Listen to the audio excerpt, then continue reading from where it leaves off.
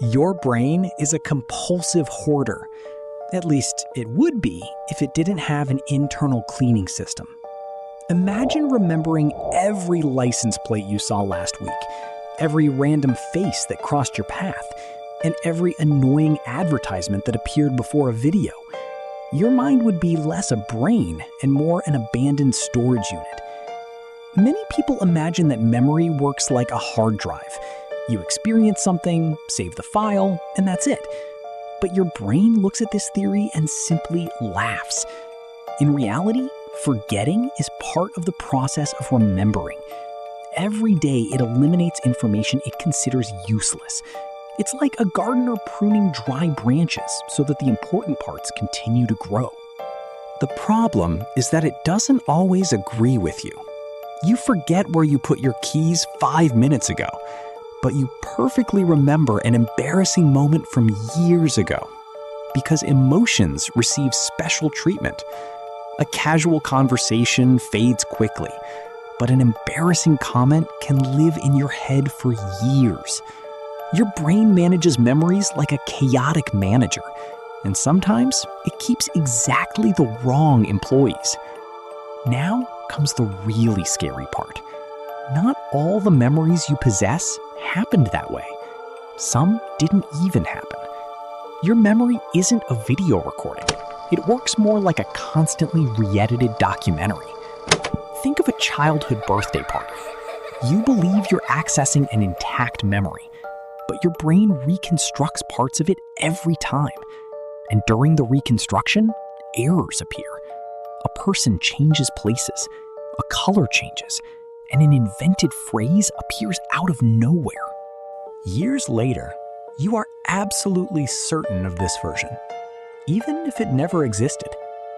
Experiments have shown that false memories can be implanted simply through subtle suggestions. The brain isn't trying to deceive you. It simply prefers a coherent story to admitting it forgot details. Your brain would be that friend who invents information and speaks with impressive confidence, even convincing you. Now we come to the emergency button. Some memories disappear for protection, mainly after traumatic events.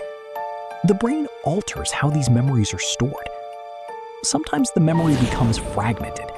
Sometimes it becomes just a blur. Sometimes entire parts simply disappear, as if someone had erased important sections. Your brain looks at that experience and decides to hide it somewhere far away, like storing a document in a forgotten basement. This doesn't mean the memory has disappeared. It continues to exist in the background and can influence emotions without warning. It can influence behaviors and even seemingly strange reactions, while the original memory remains hidden, pulling the strings behind the scenes. Now let's talk about the famous doorway effect. You enter a room and completely forget what you came there to do. The information simply evaporates, as if someone had pressed delete the moment you cross the threshold.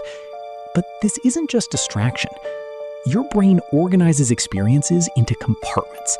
Each room functions like a chapter, and crossing a door closes a scene. The problem is that your memory remains in the previous room, and you're stuck trying to remember. Curiously, returning to the previous room might solve everything, as if your brain finally found the lost file. Now comes another, even stranger mystery. Almost no one remembers their first years of life. You learn to walk, you learn to talk, and you survived hundreds of childhood adventures. But you retain almost no memories of that period. Your brain was still installing the system, like a computer configuring its first files. And many memories were reconstructed later, using old photos, stories, and videos. Now, imagine receiving 10,000 notifications per second. Lights, sounds, smells, and movements all at once. Your brain filters out almost all of it because it would be impossible to pay attention to everything. You live inside an edited version of reality, and your brain cuts out millions of details daily. But some memories receive special treatment, especially those charged with emotion.